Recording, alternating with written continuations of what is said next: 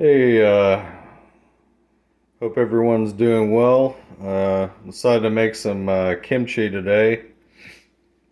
Got some bok choy, some carrot, one clove of garlic, and then we got the magic over here, which is the Korean red pepper flakes. I can't remember the damn name of this stuff, but it's got a really weird consistency, but it is magical. So we're just gonna add this liberally. And we're gonna ferment this with lacto fermentation. That is Morton's canning and pickling salt, which is what I like to use. It doesn't have iodine in it. Don't ever try to make kimchi or ferment stuff like sauerkraut or anything with iodine-based salt because it will taste like shit. And I warned you. Anyway, so gonna mix this up. I do it in layers. Cut up the bok choy and then do the carrots and I did like 3 or 4 layers and you put a little layer of salt on top. After about 2 days, before my wife wants to murder me for reeking up the house, that's normally when it starts to get that real nice sour kind of taste, which is the lactobacillus working, and it's really good. Probiotics are really awesome. There's a lot of research in the works right now, and you have what they call the brain gut axis. It has to do with neurotransmitters, stuff like that. But there's a lot going on between your brain and what you eat. So, the old adage, "You are what you eat," probably rings true. I was gonna do this in 2 videos, but I was like, the hell with it. So I'll just show you. Got my knives back from Chris Reeves Knives today, the sharpening department. The one on the bottom is, I'm sure a lot of you recognize. It is a K-bar, and I've had this since I was 11 years old. So it is, over, you know, 30 years old or so. It's got the old phosphate finish on it. As you can see, it's been well loved.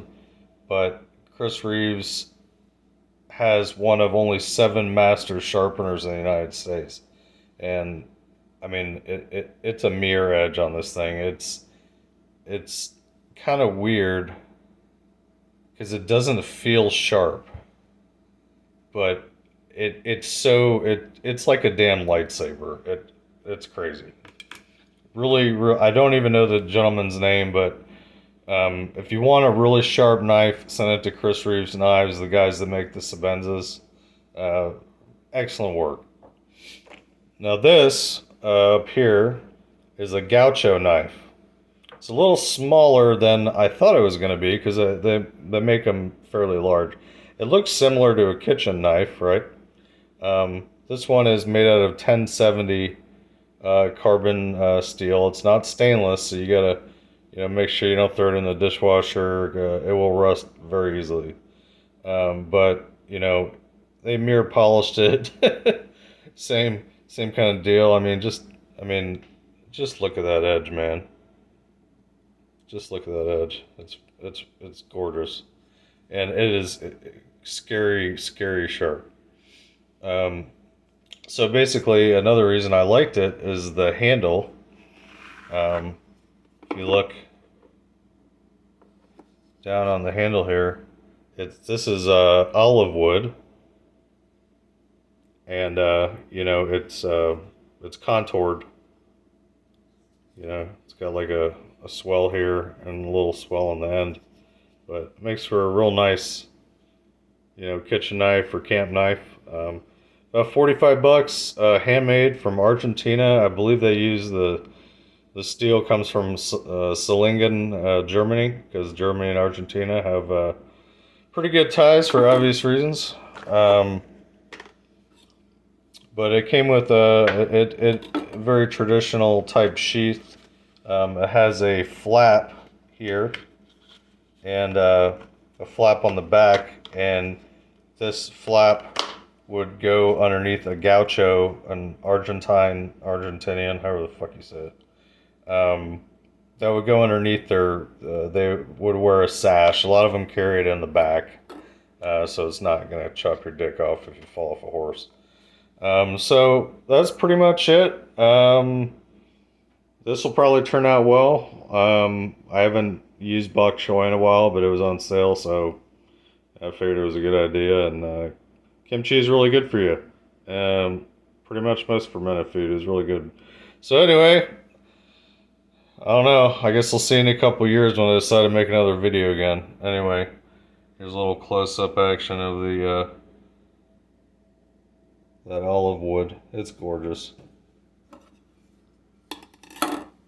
It really is. Really, really nice stuff.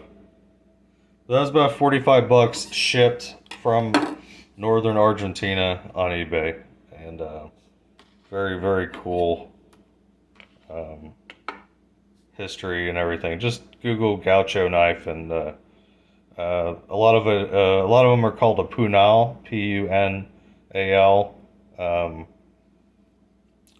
And you know, in Uruguay and Brazil, I believe they also have a similar type knife for, you know, the guys that do ranching there. Anyway, yeah, hope everyone's kicking some ass, and I know COVID's really taken a lot of wind out of everybody's sails, but it's good to get back on and hopefully reconnect with some of you guys, and I hope your life's going all right. You take care. Bye.